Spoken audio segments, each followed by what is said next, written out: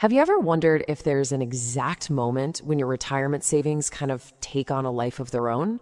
A point where the momentum just shifts and your money starts doing all the heavy lifting for you? Well, guess what? There is. It's a real mathematical point, and today we're going to find it. So get this. This question came from a small business owner over in Ohio. He'd been working hard, saving diligently, and he built up a $400,000 portfolio. Then, one year, he sits down and does the math. The market, it just handed him $40,000 in growth, and that completely dwarfed the $20,000 he'd managed to save himself. And that's when it hit him. He was like, wait a minute, what am I even doing here? The game had totally changed. His money was officially working harder than he was. So that's the big question we're tackling today. This isn't about some fuzzy, far-off retirement date. We're talking about a specific, calculable moment, the instant when your role in building wealth shifts from being the engine to just being the passenger. So let's find out exactly when that happens. Okay, first things first, we gotta challenge this old school idea that you just have to grind and save like a maniac until you hit 65. The truth is that's not really how wealth builds in the long run. The goal isn't just to save forever. I want you to think of it like this. You're pushing a massive, heavy stone wheel. In the beginning, man, it's all you. Every single dollar you contribute is a sweaty, exhausting push, and the wheel barely even moves. But you keep at it, you keep pushing, and slowly it starts to gain momentum. And eventually, that wheel is spinning so fast, all by itself, that your little pushes barely even make a difference anymore.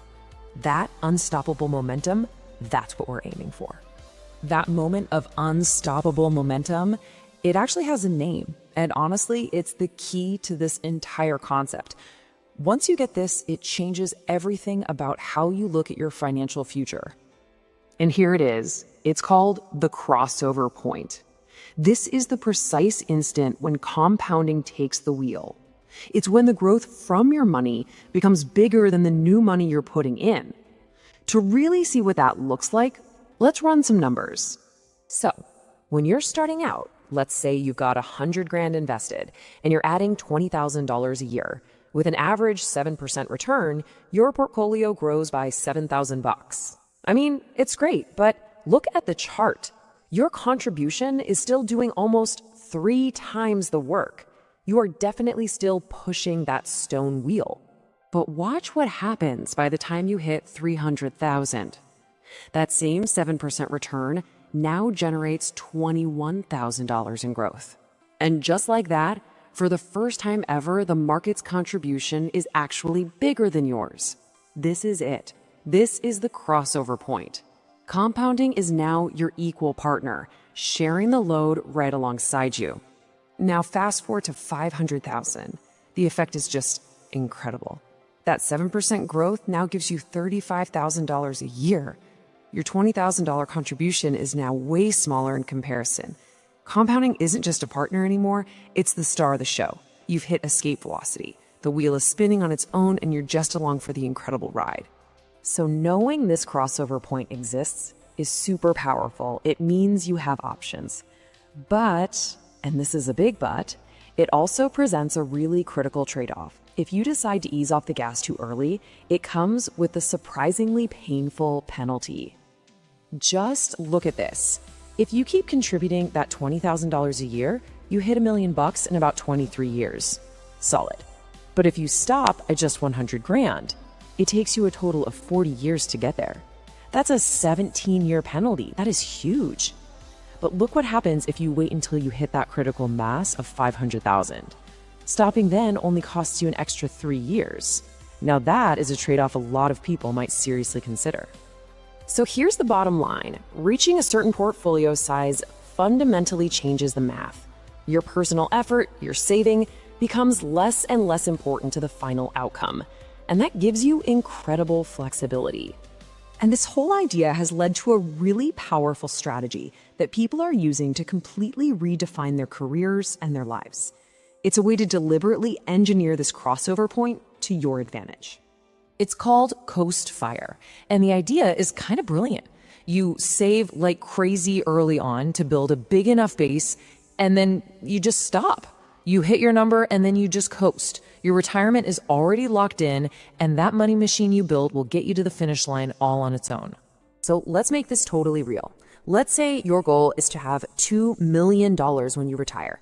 How much would you need invested by age 30 to just coast?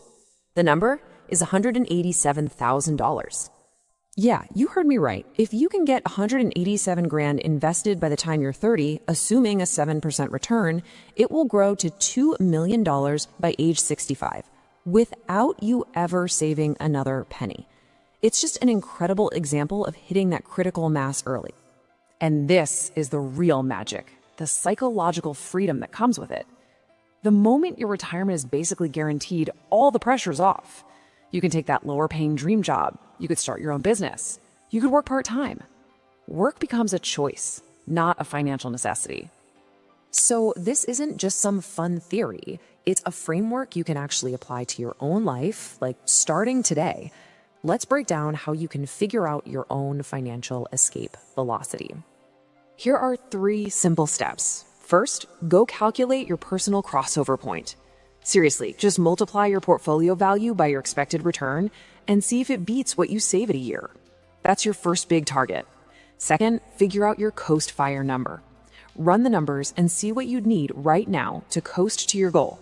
And third, and this one is important, celebrate the milestones along the way. Investing is a marathon, and marking these wins, 10,000, 100,000, the crossover point, that's what keeps you in the game. And that brings us right back to the final question, the one this entire concept forces you to ask yourself. Once you understand the crossover point, you realize that financial freedom isn't about having some specific pile of cash. It's about reaching the point where this question becomes a genuine, honest-to-goodness choice.